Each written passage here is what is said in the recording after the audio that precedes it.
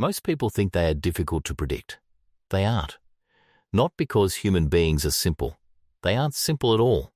We are emotional, contradictory, impulsive, protective, ambitious, frightened, hopeful, and sometimes completely unaware of the reasons behind our own actions. But beneath all that complexity, human behavior leaves patterns. A person who always says they don't care may care more than they want anyone to know. Someone who constantly demands control may secretly feel powerless. The person who disappears whenever a relationship becomes emotionally serious may not be losing interest. They may be responding to a threat their conscious mind barely recognizes. And the person who becomes unusually quiet during conflict may not have nothing to say. They may be deciding whether it is safe to speak. This is where predicting behavior becomes interesting. You don't predict people by becoming a mind reader. You predict them by learning to notice what remains consistent when their words change. Watch what happens when someone is tired. Watch what happens when they feel embarrassed. Watch what happens when they believe they are losing control. Watch what they do when there is nothing obvious to gain. Because pressure reveals patterns, and patterns reveal priorities. Imagine meeting someone who appears incredibly confident. They speak loudly, interrupt occasionally, and seem completely certain of themselves. Most people stop there. They label the person confident. But then you notice something. Whenever someone challenges them, their tone changes. Whenever they make a mistake, they become defensive. Whenever another person receives attention, they suddenly become more competitive. The confidence may be real, but it may also be protecting something. This audiobook is about learning to see that second layer. Not to manipulate people, not to control them, and not to assume you can perfectly predict what another human being will do. The goal is more useful than that. You will learn how to recognize behavioral patterns before they become obvious, how emotions influence decisions, why people repeat choices that hurt them, and how small signals can reveal what someone is actually responding to. Because once you understand the pattern beneath the behavior, people become less mysterious, not less human, just more understandable. Every day you make predictions about people. You probably don't think of them as predictions.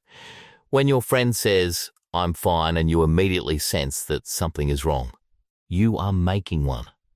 When you hesitate before asking your manager for something because you already know how they react under pressure, you are making one. When you decide not to bring up a sensitive subject because you can almost feel the argument coming, you are making one. Human beings are constantly forecasting one another. The problem is that most of us do it badly. We predict based on labels. She's insecure. He's arrogant. She's shy. He's a good person. He's selfish. Once we create a label, we start interpreting everything through it. And that is where prediction becomes inaccurate. Because behavior is rarely caused by one permanent personality trait. Behavior is usually a response to a combination of factors. What does this person want? What do they fear? What do they believe is happening? What options do they think they have? What have they learned from previous experiences? And, perhaps most importantly, what emotional state are they in right now? The same person can behave completely differently depending on which of these forces becomes strongest. A normally patient person can become aggressive when humiliated. A confident person can become hesitant when the stakes become personal. A generous person can suddenly become protective when they believe someone is taking advantage of them.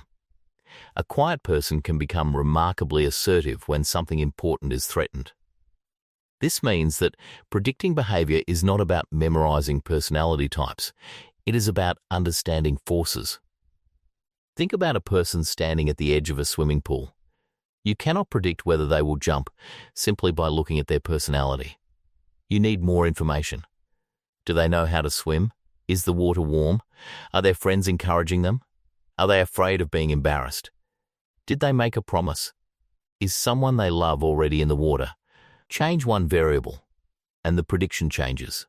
Human behavior works the same way, yet there is another complication. People don't always know what is influencing them. Someone may say, "I left because I stopped caring." But perhaps they left because staying would have required emotional vulnerability. Someone may say, I bought this because I wanted it, but perhaps the deeper motivation was status, belonging, relief, or the desire to feel successful. Someone may insist, I don't need anyone, yet their entire behavior may revolve around getting approval. This is why human behavior can feel contradictory.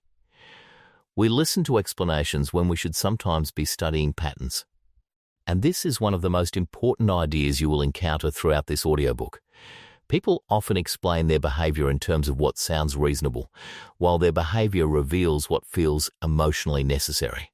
That difference matters, because if you want to understand what someone is likely to do next, you need to look beyond what they say they value. Look at what they repeatedly protect. Look at what they repeatedly pursue. Look at what they repeatedly avoid. A person's patterns are often more informative than their promises. But even patterns can mislead you if you don't understand context. A person who avoids confrontation may not be weak. They may have learned that confrontation is dangerous. A person who constantly jokes may not simply be humorous. Humor might be how they regulate discomfort. A person who needs constant reassurance may not be demanding attention for its own sake. They may be trying to reduce uncertainty. Once you understand this, behavior stops looking random. You begin seeing it as a form of adaptation. Every repeated behavior once solved a problem. Sometimes the problem still exists. Sometimes it doesn't. But the behavior remains. And this creates one of the strangest facts about human beings.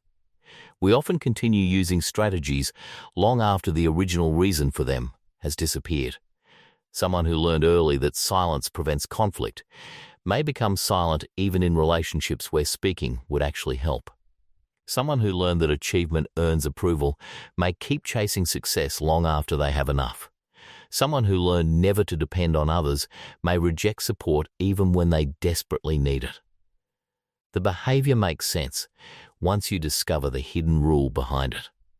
That is what we are going to explore. Not tricks. Not manipulation, not simplistic formulas that claim you can read someone's mind from a single gesture. Instead, we will examine the deeper machinery of behavior, motives, emotions, threats, rewards, identity, habits, social expectations, and the invisible predictions people make before they act. Because human beings rarely respond only to what is happening. They respond to what they believe is happening. And that difference may be the key to predicting almost everything. Chapter 1, The Hidden Forces Behind Every Decision Voiceover. If you want to predict what someone will do, don't begin by asking what kind of person they are. Ask a different question. What are they trying to get? And then ask an even more important question. What are they trying to avoid? Almost every meaningful behavior sits somewhere between those two forces. Human beings move toward things they believe will improve their situation and away from things they believe will threaten it. The reward might be obvious. Money, love, recognition, comfort, security, status. But rewards can also be psychological. Relief can be a reward. Being understood can be a reward. Feeling powerful can be a reward. Even avoiding embarrassment can feel rewarding because it removes emotional pain. This explains why people sometimes make choices that look irrational from the outside. Imagine a man receives an invitation to a networking event. There are valuable people there. Potential clients. Professional connections. Opportunities he says he doesn't feel like going. His friends tell him he is wasting an opportunity. From the outside, his decision looks irrational. But suppose he is worried that he won't know anyone. Suppose he fears standing alone. Suppose he believes everyone else will be more successful than him. Now the decision makes more sense. The event offers a future reward. But avoiding it offers an immediate emotional reward, relief. And immediate rewards are powerful. This is why people repeatedly choose what they know is not best for them. The human brain doesn't always compare long-term outcomes with perfect rationality. It often reacts to what feels most important now. That now can dominate the future. A person may know that avoiding a difficult conversation will create a larger problem later. They avoid it anyway. Why? Because right now, silence reduces anxiety. A person may know that checking their phone repeatedly is destroying their concentration. They check it anyway. Why? Because the possibility of something interesting creates immediate anticipation.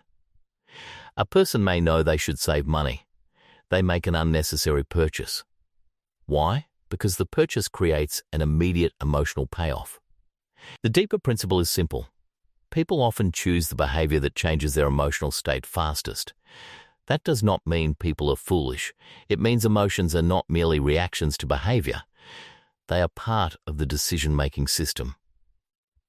Now consider what happens when fear enters the equation. Fear changes the value of everything around it. Imagine two people offered the same job. The first sees opportunity. The second sees danger. The first thinks, this could accelerate my career. The second thinks, what if I fail? Same job. Different internal prediction. Different behavior. This is why you cannot accurately predict behavior by looking only at external circumstances. You must understand the person's interpretation of those circumstances. A criticism can feel like useful feedback to one person and humiliation to another. Silence can feel peaceful to one person and threatening to another. A delayed message can mean nothing to one person and rejection to another. People don't react to reality directly. They react to the meaning they assign to reality. And that meaning comes from previous experience. This gives us a powerful way to observe behavior. Whenever someone behaves in a way that seems strange, ask, what would have to feel true for this behavior to make sense? That question is remarkably useful. Suppose your colleague refuses help on a difficult project. You might label them stubborn. But what if accepting help feels like admitting incompetence? Now the behavior becomes predictable. Suppose your friend becomes unusually controlling whenever plans change. You might call them difficult. But what if uncertainty creates a strong sense of vulnerability? Again, the behavior becomes easier to understand. Suppose someone constantly gives advice even when nobody asks. You might assume they are arrogant. But what if being useful is how they earn a sense of importance? You don't have to agree with the behavior to understand it. And understanding is what improves prediction. Now look at your own behavior. Think about something you repeatedly postpone. You probably already know the obvious reason. I'm busy. I'm tired. I don't have time. But ask the deeper question. What emotional experience am I avoiding? Maybe the task creates uncertainty. Maybe you fear doing it badly. Maybe completing it removes an excuse you've been using. Maybe starting would force you to discover whether you are capable. Procrastination is often less about laziness than emotional regulation. The task creates discomfort. Avoidance creates relief. Relief reinforces avoidance. And the cycle repeats. This same mechanism appears in relationships. Someone feels tension after an argument. They don't know how to repair it. They withdraw.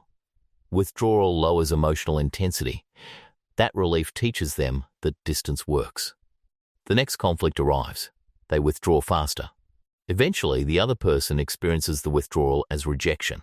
A behavior that originally protected the person from emotional overload begins creating the exact relationship problem they feared.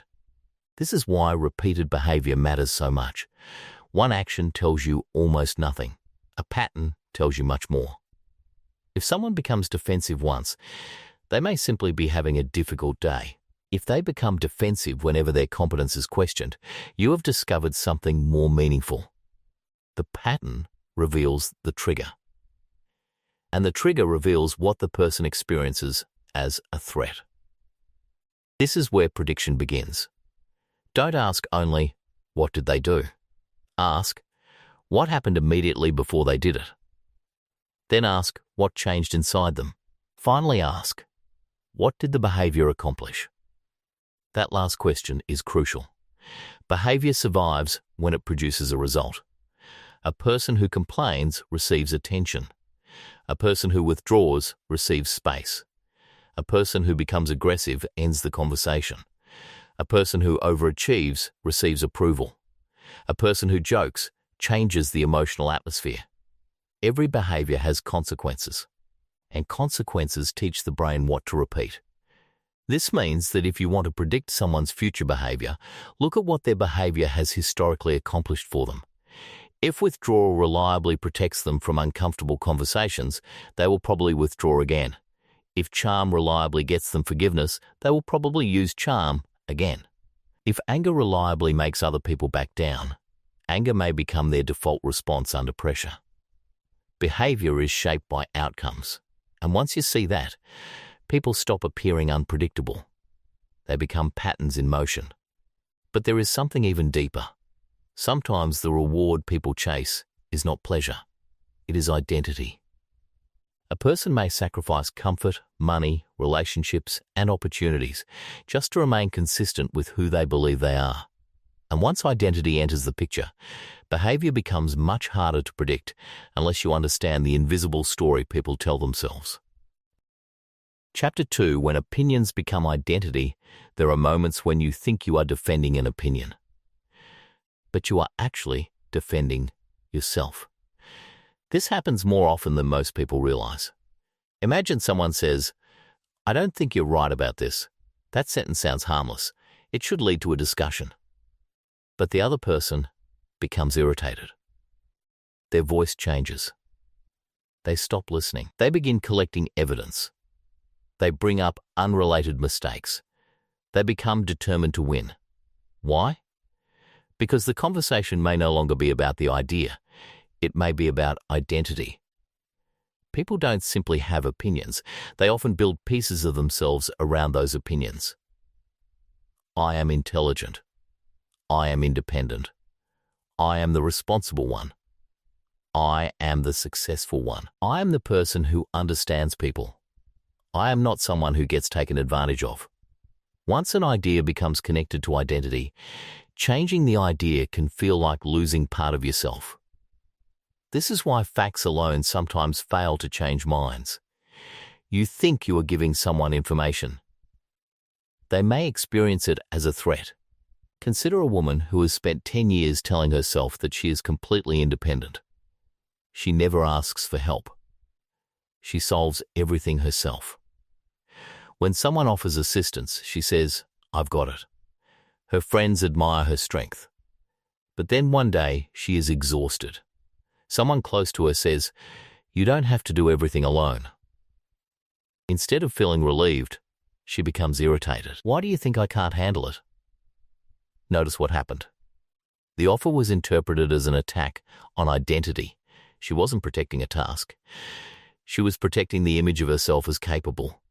This gives us an important prediction rule.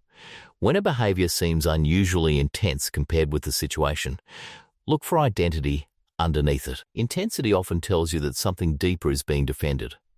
A person who casually disagrees with you may simply have another opinion. A person who becomes personally offended by disagreement may be defending something more important. This is also why public situations change behavior. Imagine correcting someone privately. They listen. Now imagine correcting the same person in front of 10 colleagues. Suddenly, they become defensive. The information didn't change. The social meaning did. Being wrong privately is one experience. Being wrong publicly can feel like losing status. Human beings are deeply sensitive to social position. We constantly monitor how we are being perceived, sometimes consciously, often unconsciously. This explains behaviors that seem excessive. Why does someone brag after another person succeeds? Why does someone subtly diminish a colleague? Why does someone need to be the funniest person in the room?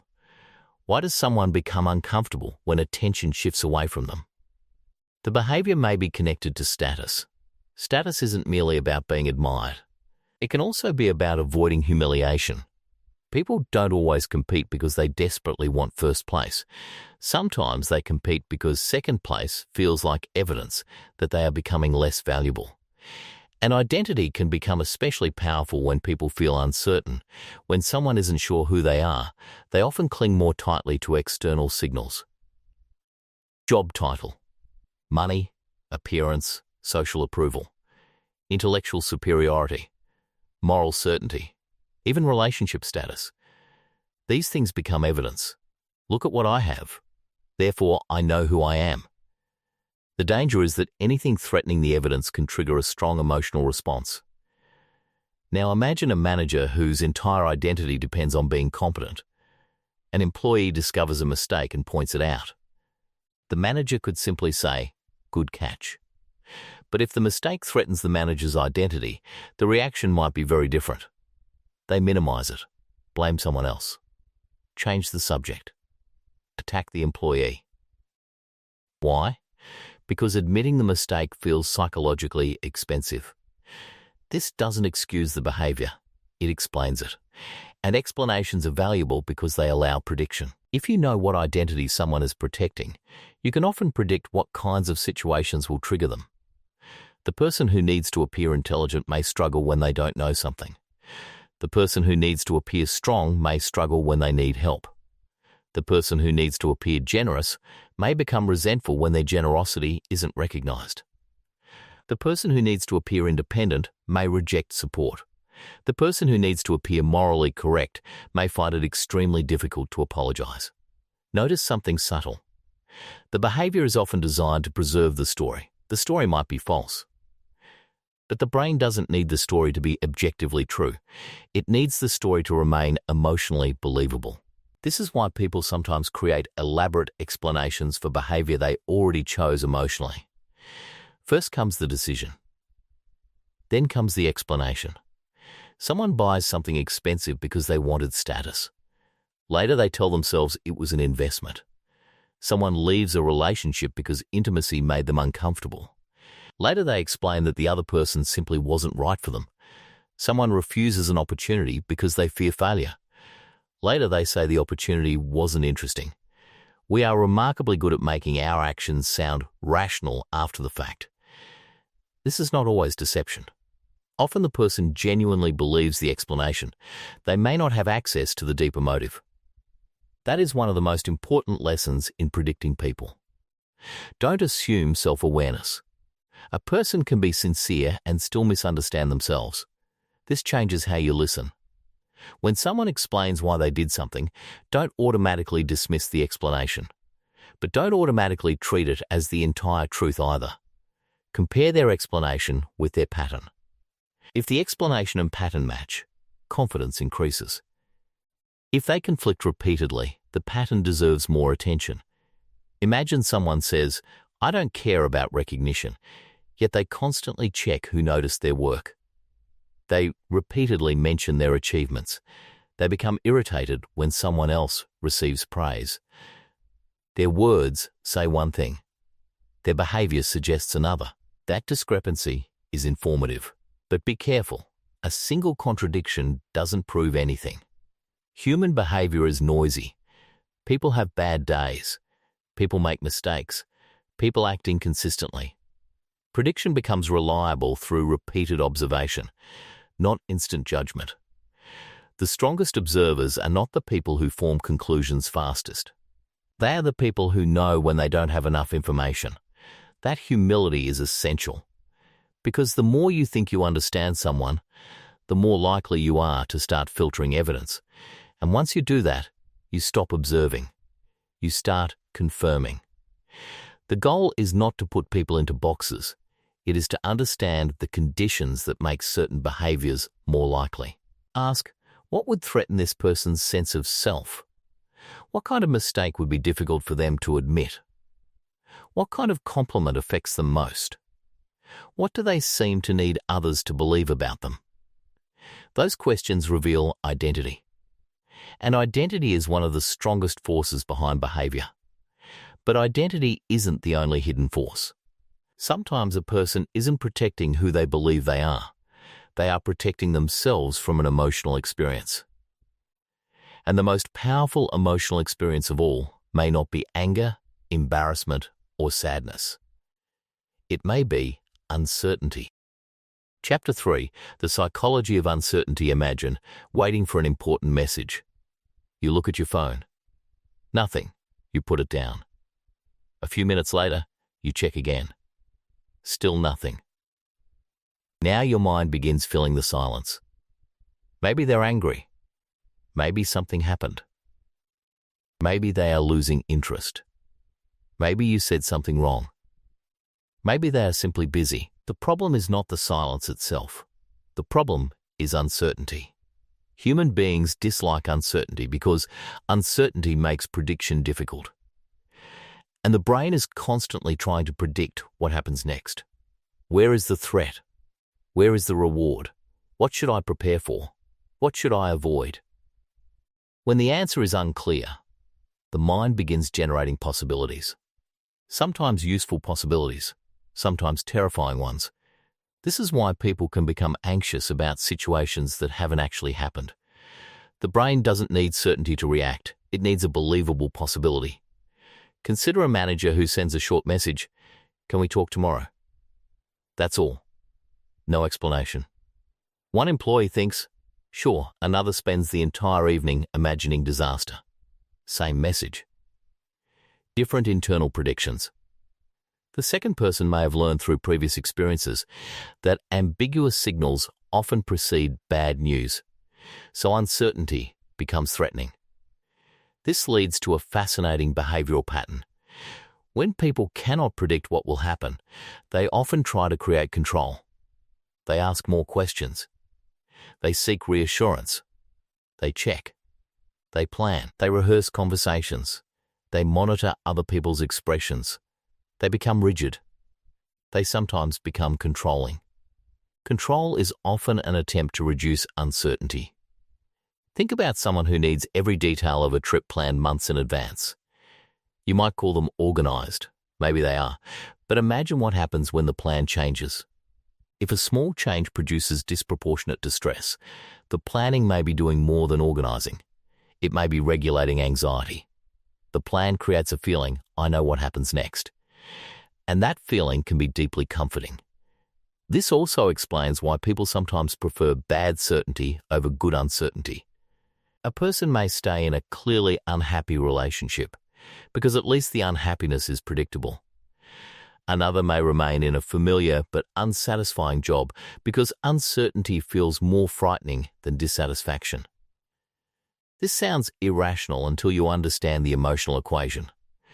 Known pain can feel safer than unknown possibility. People don't always choose what is best.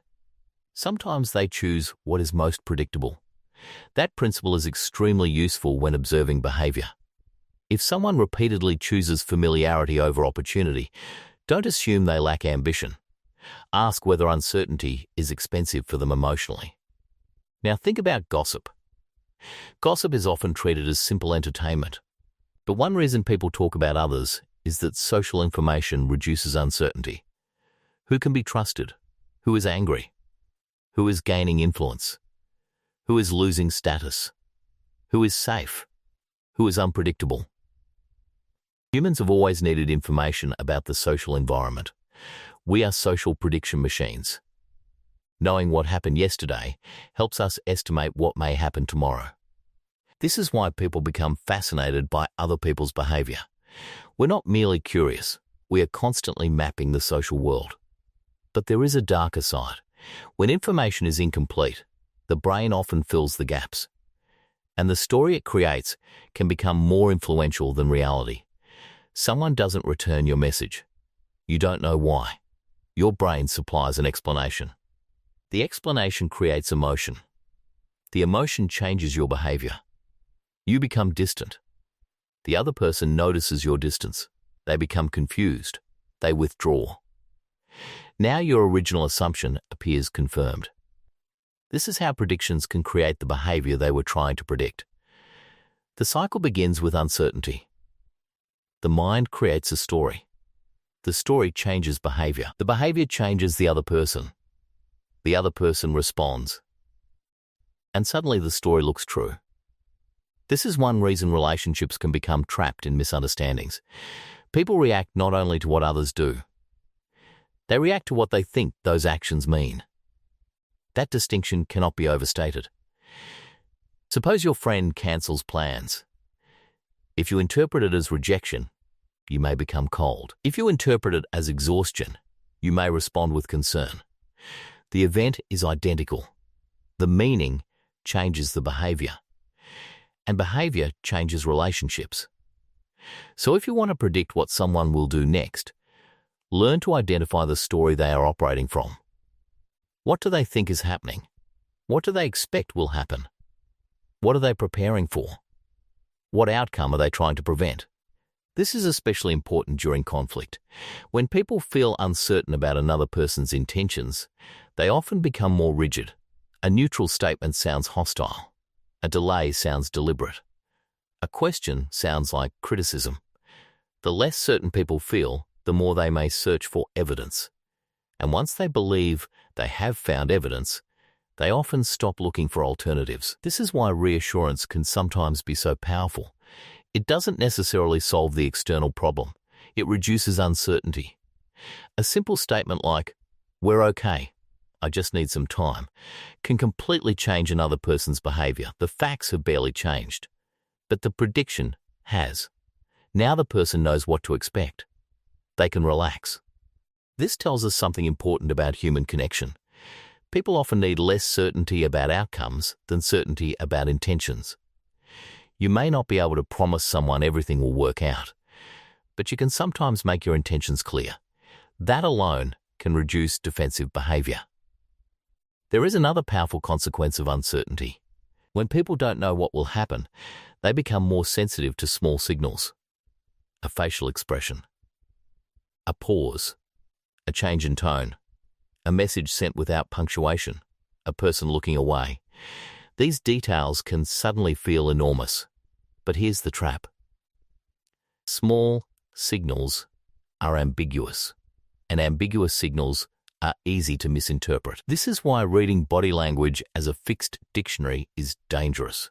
Looking away doesn't always mean lying. Crossed arms don't automatically mean defensiveness. Silence doesn't always mean anger. A single signal is weak evidence. A cluster of signals combined with context is much stronger. This is the difference between observation and superstition. You aren't searching for magical gestures. You're searching for changes. What is different from this person's normal behavior? When does the change happen? What happened immediately before it? What consequence follows? Those questions reveal patterns. And once you begin seeing how uncertainty drives behavior, you start noticing something else. People don't simply seek pleasure. They seek emotional certainty. They seek to know where they stand. They seek to know whether they matter. They seek to know whether they are safe. And when they cannot obtain that information directly, they often try to extract it through behavior. They test. They withdraw. They provoke. They ask indirect questions. They watch your reaction. They sometimes create problems simply to discover whether you will stay. That sounds strange, but if you understand the emotional logic, it becomes predictable. And this brings us to one of the most misunderstood forces in human behavior, the need to know what other people feel about us. Chapter 5. The Invisible Psychology of Trust. People often talk about trust as if it were a feeling. I just trust them. I don't trust her. I have a good feeling about him. But beneath that feeling is a prediction. Trust means expecting someone to behave in a reasonably consistent way. You expect them to keep their word. You expect them not to exploit your vulnerability. You expect their actions to match their intentions. You expect tomorrow's version of them to resemble today's. That last part is important. Trust requires consistency across time. A single impressive action can create attraction. Repeated reliable actions create trust. Imagine someone you meet for the first time. They are charming. They listen carefully. They say exactly what you want to hear. You may like them immediately, but you don't truly know whether they are reliable. Then weeks pass. They do what they said they would do. They show up when they promised. They admit mistakes. They don't use your private information against you. They behave similarly when nobody is watching. Now your brain has more evidence. Trust grows. This is why behavior under low reward can be so informative. What does someone do when they gain nothing by being honest? What do they do when nobody is watching? What happens when they have the opportunity to take advantage? These situations reveal character more clearly than impressive speeches. But trust is not simply about morality. It is also about predictability. Imagine someone who is kind but extremely inconsistent. One day they are warm. The next day they disappear. Sometimes they keep promises. Sometimes they forget. Sometimes they communicate openly. Sometimes they refuse to explain anything. They may be a good person, but you may still struggle to trust them. Why? Because your brain cannot confidently predict what happens next. Uncertainty weakens trust. This is why reliability can sometimes matter more than intensity. A person who loves you dramatically but behaves unpredictably can create more insecurity than someone who expresses affection quietly but consistently. This principle appears everywhere. Friendships, workplaces, families, romantic relationships, leadership, business, even our relationship with ourselves. Self-trust is also prediction. You trust yourself when you believe you will act according to your own commitments. If you repeatedly tell yourself you'll do something and repeatedly don't, your internal prediction changes. You begin expecting yourself to fail. Then motivation becomes harder. The problem isn't simply discipline. It's credibility. Your own brain has collected evidence. This is why small promises matter. When people repeatedly keep small commitments, they create evidence of reliability. The same principle applies to others. Now consider broken trust. People often think trust disappears because of one event. Sometimes it does. But often the deeper damage comes from what the event changes in prediction. Before betrayal, you expected, if I tell this person something private, they will protect it. After betrayal, maybe they won't. Now every future interaction contains uncertainty. A late reply means more. A change in tone means more. A vague explanation becomes more threatening. The original event may be over. But the prediction system has changed. This explains why saying you should just trust me rarely repairs broken trust. The other person's brain needs new evidence. Words describe the future. Consistent behavior demonstrates it. This gives us another useful prediction rule. When someone wants you to trust them, watch what they do after they realize trust is no longer automatic. Do they become patient? Do they accept accountability? Do they become defensive? Do they demand immediate forgiveness? Do they blame you for being cautious? Their reaction to your uncertainty tells you something. A trustworthy person may understand why trust needs rebuilding. Someone focused primarily on control may become angry that you are no longer easy to convince. That difference matters. Trust also changes under pressure. Many people seem reliable when everything is easy. The stronger test is what happens when circumstances become inconvenient. A friend who keeps every promise when life is comfortable tells you something. A friend who still communicates when they are overwhelmed tells you more. A leader who treats people well when successful tells you something.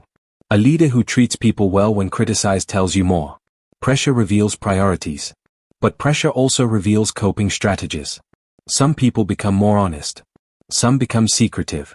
Some become aggressive. Some become avoidant. Again, don't judge from one event. Look for patterns. Now consider a subtle form of trust, informational trust. When someone tells you something vulnerable, they are making a prediction. I'm expecting you to handle this carefully. If you respond with ridicule, gossip, or dismissal, you teach them something. Their future disclosure decreases. This is why people sometimes say, they never open up to me. The important question may not be why they are closed. It may be what happened the last time they opened the door. Trust grows when vulnerability is met with safety. This also explains why people test one another. Sometimes indirectly. They tell a small secret. They ask for a small favor.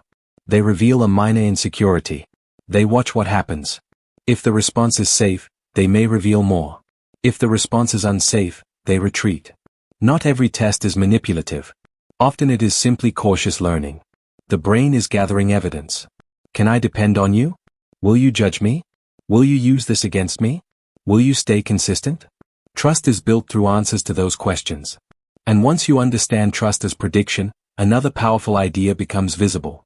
People don't only predict other people's behavior. They also predict their own future behavior based on identity, habit, and emotional state. That is why habits can be so difficult to break. The brain is constantly saying, this is what happens next. And sometimes that prediction becomes stronger than conscious intention. Chapter 5. The Invisible Psychology of Trust. People often talk about trust as if it were a feeling. I just trust them. I don't trust her. I have a good feeling about him.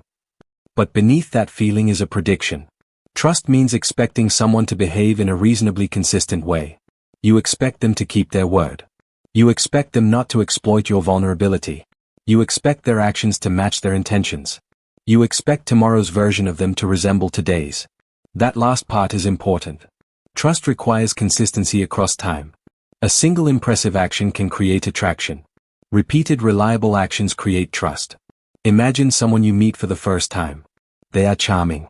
They listen carefully. They say exactly what you want to hear. You may like them immediately, but you don't truly know whether they are reliable. Then weeks pass. They do what they said they would do. They show up when they promised.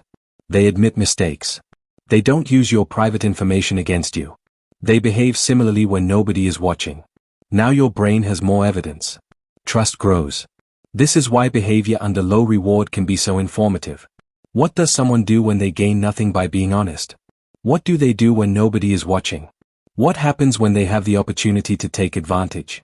These situations reveal character more clearly than impressive speeches. But trust is not simply about morality.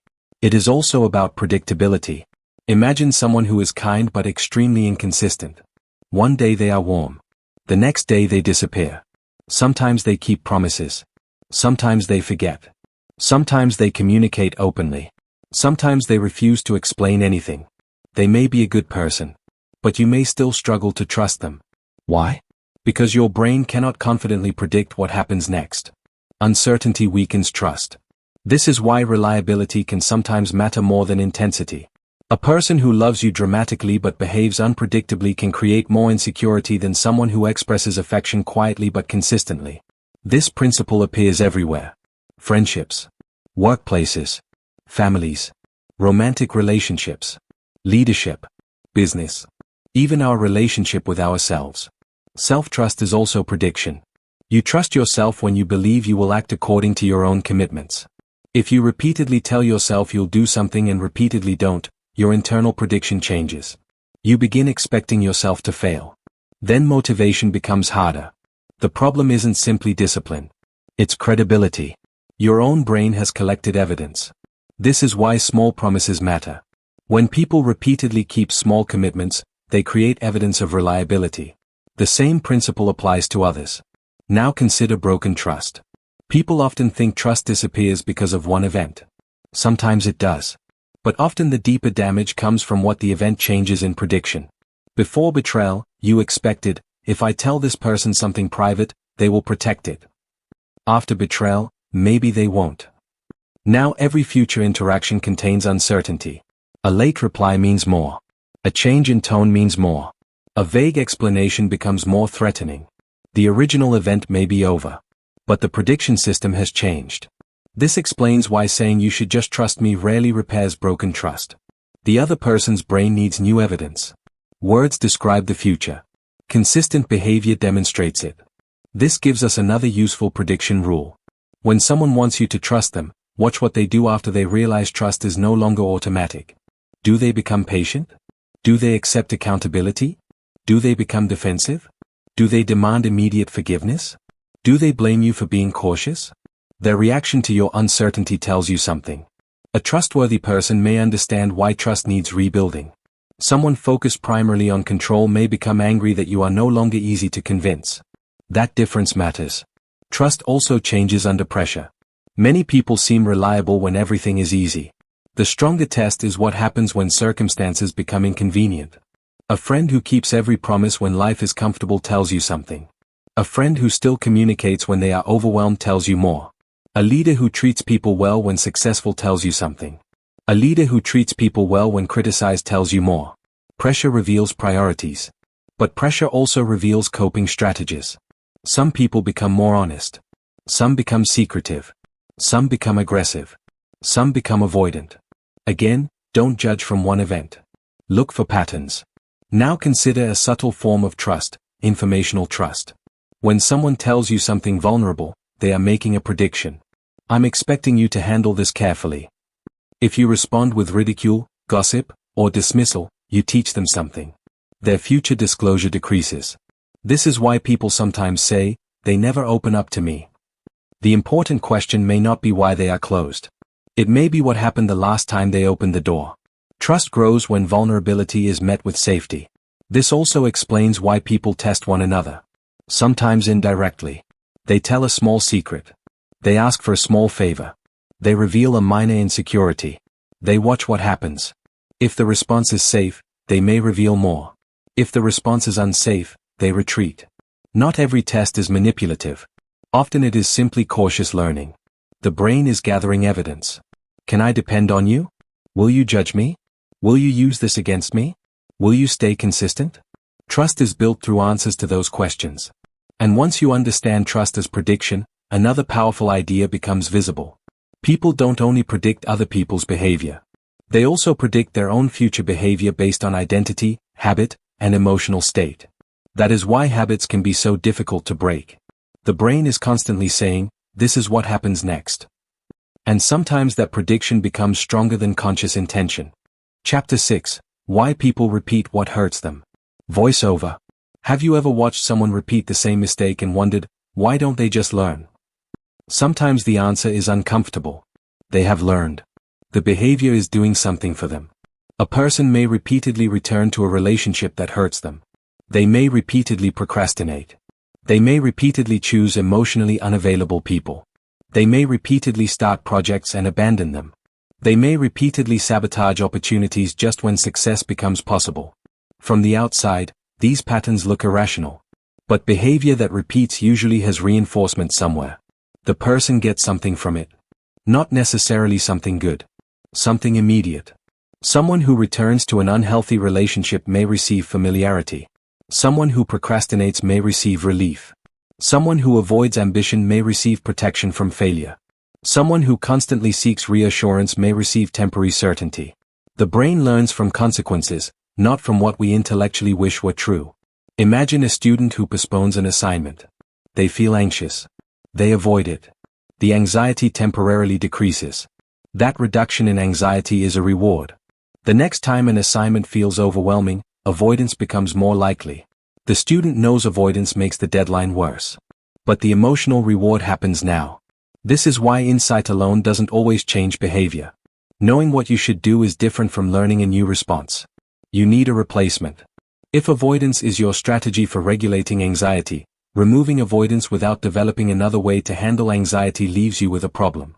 The old pattern returns. This is why people can sincerely promise, "Next time I'll handle it differently," and still repeat the behavior. The brain is not only remembering the decision. It is remembering the emotional sequence. Trigger. Behavior. Relief.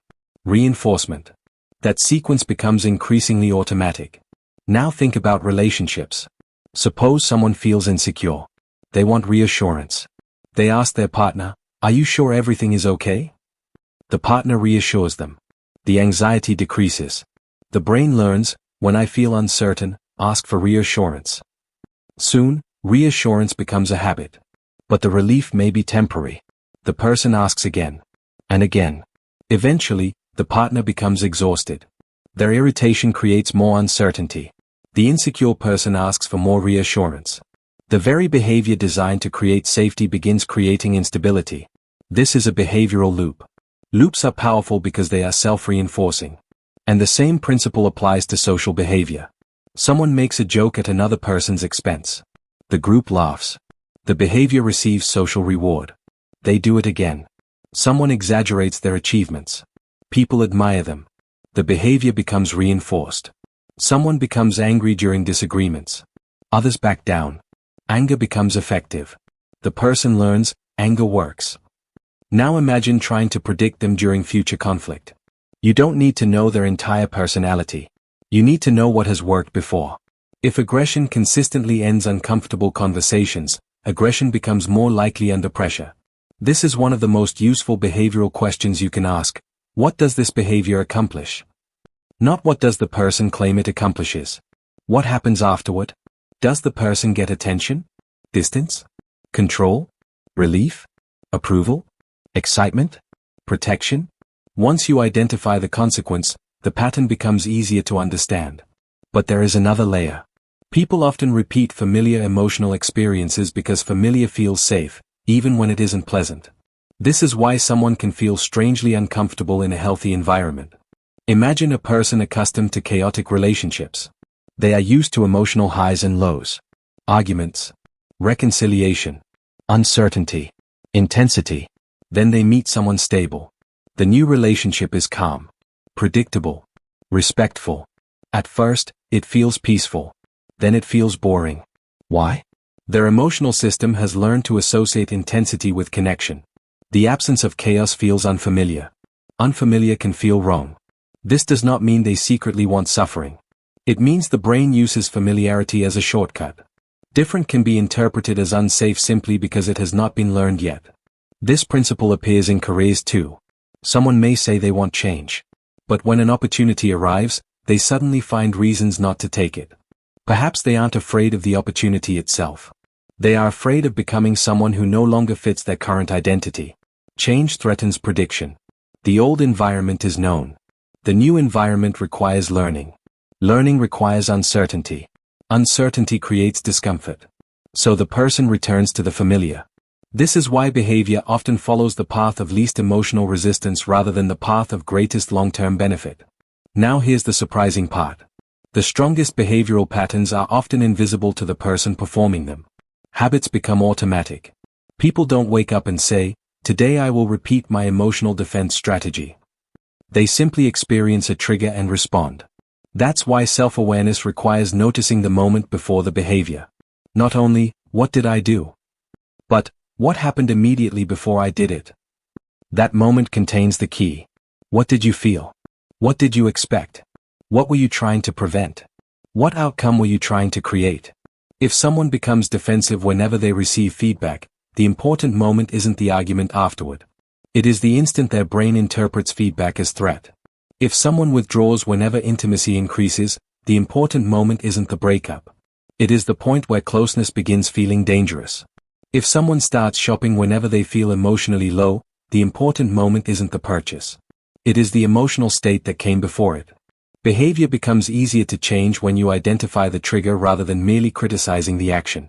This also improves your ability to predict others. Watch for transitions. When does the person's behavior change? What topic causes the shift? What environment causes the shift? What consequence follows? These transitions are behavioral fingerprints. And they become even more powerful when several patterns intersect. Imagine someone who values independence, fears uncertainty, and has learned that asking for help creates shame.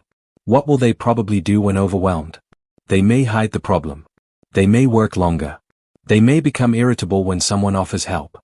They may insist everything is fine. The prediction doesn't come from one personality label. It comes from several forces interacting. This is where human behavior becomes truly fascinating. Because people are not collections of isolated traits. They are systems. Motives interact with emotions. Emotions interact with beliefs. Beliefs interact with identity. Identity interacts with social pressure. And all of it is filtered through previous learning. Once you understand the system, behavior becomes easier to anticipate. But there is one final piece. What happens when all these forces collide at once? When a person is afraid, uncertain, socially exposed, emotionally attached, and forced to make a decision. That is when prediction becomes most difficult. And also most revealing. Chapter 7. The Complete Code of Human Behavior. By now, you may have noticed something. Human behavior is not random. But it is also not mechanical. You cannot reduce a person to one personality type. You cannot predict every action from a facial expression. You cannot know someone's entire story from one conversation. And yet, behavior can become surprisingly predictable when you learn what to look for. Imagine sitting across from someone. They tell you they are fine. Instead of immediately believing the words or immediately assuming they are lying, you begin observing the larger pattern. How are they behaving compared with normal? What changed? What happened before the change? What might they be trying to gain? What might they be trying to avoid? What identity might be involved? What uncertainty are they trying to resolve? What consequence does their behavior create? And what does that consequence teach them to do next time? That is the map. Not a formula. A way of thinking. Let's bring the pieces together. First, look for motivation. People move toward perceived rewards and away from perceived threats. If you understand what someone wants and what they fear, many behaviors become easier to anticipate. But motivation alone isn't enough. Two people can want the same thing and behave differently because their identities are different. So ask what the person needs to believe about themselves. Do they need to feel competent? Independent? Powerful? Good? Loyal? Respected? Needed? Identity tells you which threats will feel personal. Then consider uncertainty. What does the person believe is going to happen next? If they expect rejection, they may withdraw before rejection can occur. If they expect criticism, they may become defensive before anyone criticizes them. If they expect abandonment, they may seek reassurance. If they expect success, they may take risks. Prediction depends heavily on expectation. Then look at social context. Who is watching? Who has power? Who can reward them? Who can embarrass them? Who can reject them? The same person can behave differently in different environments because the social consequences change. Then examine trust. What evidence has this person collected about the people around them? Do they expect consistency? Do they expect betrayal? Do they expect support? Their history influences their predictions. And finally, look for reinforcement. What happens after the behavior? Does it work? Does withdrawal create space? Does anger create compliance? Does charm create forgiveness? Does achievement create approval? Does avoidance create relief? If a behavior produces a useful consequence, it becomes more likely to repeat. Now imagine all 6 forces operating together. A person is offered a promotion. They want the money. They fear public failure. Their identity depends on appearing competent. Their manager has not always been supportive. Their colleagues will be watching. They have a history of avoiding uncertain situations. And saying no gives them immediate relief. What will they do? Suddenly, the prediction becomes much clearer. They may reject the promotion. Not because they don't want success. Because the psychological cost of accepting it feels greater than the psychological reward. This is why outsiders often misunderstand decisions. They see the visible choice. They don't see the internal equation. A person says no to an opportunity. You think they lack ambition. Perhaps they are protecting identity. Someone stays in a bad relationship. You think they lack self-respect. Perhaps they are choosing familiarity over uncertainty. Someone becomes controlling. You think they are simply difficult. Perhaps control is reducing fear. Someone becomes arrogant. You think they believe they are superior. Perhaps superiority is protecting fragile competence. Someone becomes excessively agreeable. You think they are naturally kind. Perhaps approval feels safer than disagreement. None of these explanations is automatically true. That's important. The framework is not permission to diagnose strangers. It is a method for generating better questions. You observe. You form a hypothesis. You look for repeated evidence. You update your understanding. That is much more accurate than declaring, I know exactly why they did that. The best predictor is not certainty. It is curiosity. There is another principle worth remembering. Behavior predicts behavior better than personality labels do. If someone has repeatedly responded to criticism by becoming defensive, that pattern matters. If someone has repeatedly kept promises under pressure, that pattern matters. If someone consistently withdraws when intimacy increases, that pattern matters. Patterns are evidence. But even patterns have limits. People can change. Circumstances can change. Learning can change behavior. A person who used to avoid conflict can learn to communicate. A person who used to distrust others can experience enough consistency to become more open. A person who used to react with anger can develop a different response. Prediction should therefore never become a prison. You are estimating probability, not destiny. That distinction protects you from one of the biggest mistakes in understanding people. The mistake is confusing explanation with justification. Understanding why someone behaves a certain way does not mean you have to accept harmful behavior. You can understand someone's fear and still maintain boundaries. You can understand someone's insecurity and still refuse manipulation. You can understand someone's past and still judge their present choices. Psychological insight should make you more compassionate without making you less discerning. And perhaps the most useful application of all is not predicting other people. It is predicting yourself. Because you are also a pattern. You have triggers. You have rewards. You have fears. You have identities you protect. You have situations that create uncertainty. You have behaviors that have been reinforced. You have emotional habits. You have predictions about what other people will do. And some of those predictions may be wrong. Think about the last time someone disappointed you. What did you expect? What did you fear? What story did you immediately create? How did that story change your behavior? Did your behavior then change theirs? This is where self-awareness becomes powerful. You begin seeing the chain. Event. Interpretation. Emotion. Behavior. Consequence. Learning. And then the next event begins with the previous lesson already inside you. That is how patterns become lives. But patterns can be interrupted. The interruption begins with observation. Instead of saying, "This is just who I am," ask, "When does this happen?" Instead of, "They always make me angry," ask, "What do I expect from them that creates this reaction?" Instead of, "I can't trust anyone," ask, "What experiences taught me to expect betrayal?" Instead of, "I always procrastinate," ask, "What feeling disappears when I avoid the task?" These questions change the level of analysis. They move you from identity to mechanism. And mechanisms can change. This is the deeper lesson of predicting human behavior. People are not puzzles waiting to be solved. They are systems responding to meaning. If you understand the meaning, behavior becomes easier to anticipate. A person who believes they are being disrespected will behave differently from someone who believes they are being helped. A person who expects abandonment will behave differently from someone who expects stability. A person who believes mistakes destroy their worth will behave differently from someone who sees mistakes as information. Same world. Different internal model. Different behavior. So the next time someone surprises you, resist the urge to immediately label them. Pause. Ask what changed. Ask what they might be protecting. Ask what they might be pursuing.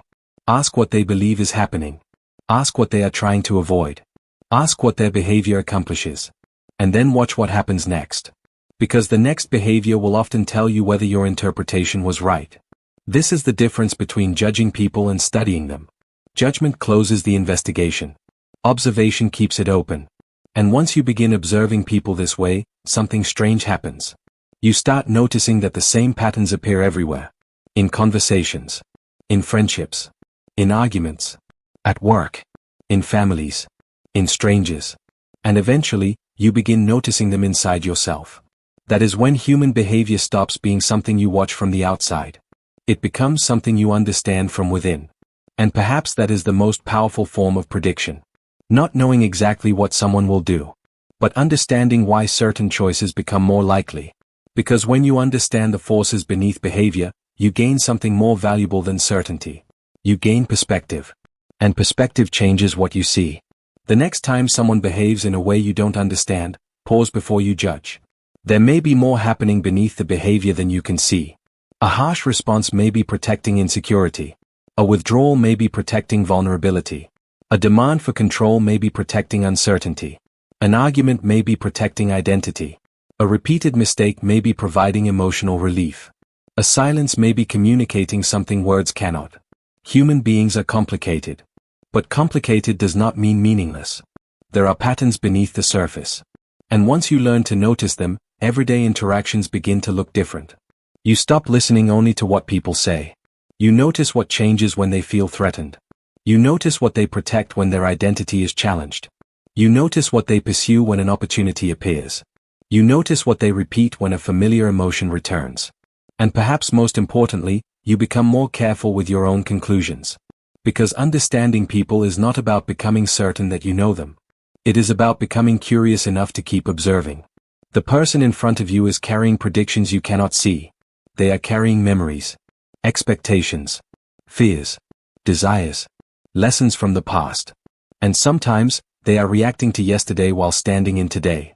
So watch the pattern. Not just the moment. Look for what happens before the behavior.